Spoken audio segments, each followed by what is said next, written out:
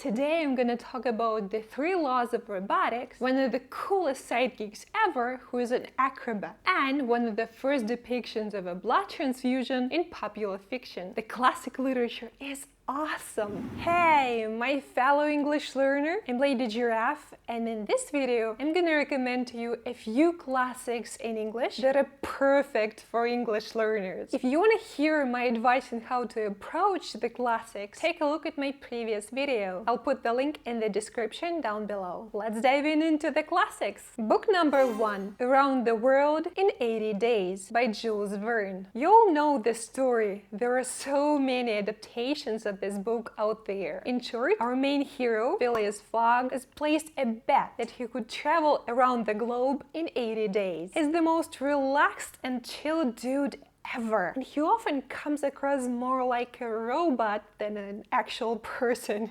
He gave me major Sheldon Cooper vibes.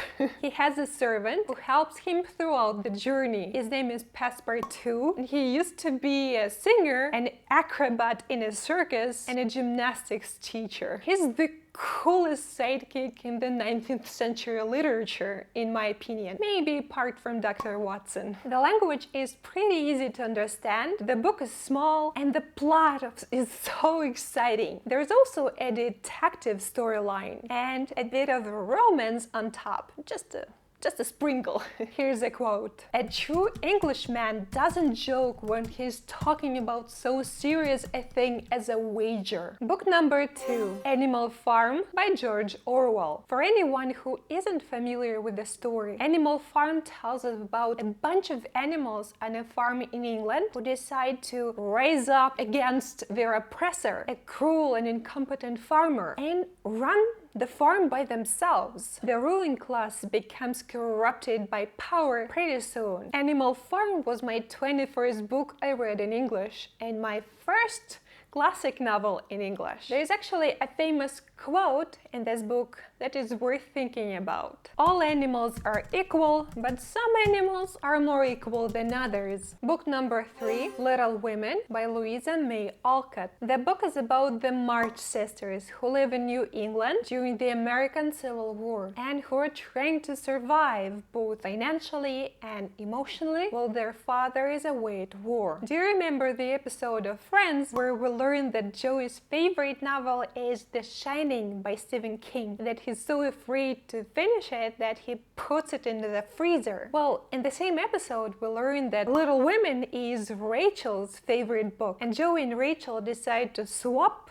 their books and read each other's favorites. And Joey ends up falling in love with Little Women. It's a classic for a reason. I want to do something splendid, something heroic or wonderful that won't be forgotten after I'm dead. I don't know what, but I'm on the watch for it and mean to astonish you all someday. Book number 4, I, Robot by Isaac Asimov. I'm actually gonna start with the quote. The 3 laws of robotics. 1. A robot may not injure a human being or through inaction allow a human being to come to harm. 2. A robot must obey the orders given it by human beings, except where such orders would conflict with the first law. 3. A robot must protect its own existence, as long as such protection does not conflict with the first or second law. The 3 laws of robotics are quoted pretty often in different forms of media, like in this one episode of The Big Bang Theory, where Sheldon Cooper was compared to a robot. I'm not into sci-fi, but I really enjoyed this series of short stories set in the future where robots are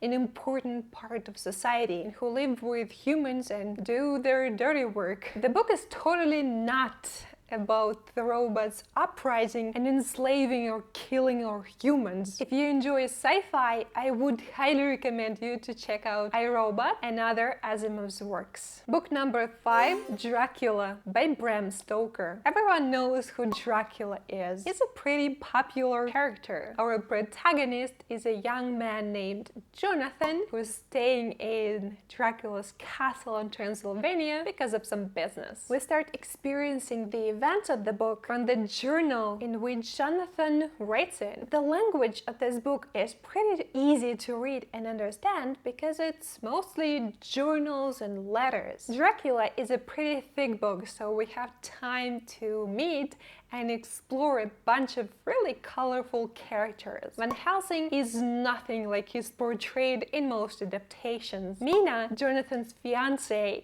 is probably one of my favorite female characters in all the classics because she's very brave and assertive and very empathetic. Mina's friend wants to date 3 men at the same time. When I was reading Dracula, I kept thinking, did we know about blood types at all? Because there were at least 3 different scenes of blood transfusions in the book. It was a novel procedure in Victorian England, and a funny thing, the book was published just a couple years before the concept of blood types was discovered. That was super lucky for them not to kill anyone with the wrong type of blood. Remember, my friend, that knowledge is stronger than memory, and we should not trust the weaker. Let me know in the comments down below, what is your favorite classic novel? Thank you for watching, and I'll see you next time with more awesome language content.